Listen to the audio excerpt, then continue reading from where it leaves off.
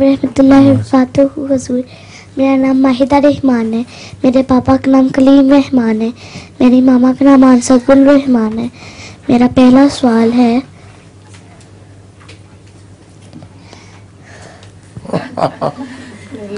भूल गई, पहला सवाल ही भूल गई। दुनिया में जिन भूत इधर नहीं है उनका नाम कैसे पता चला और क्यों?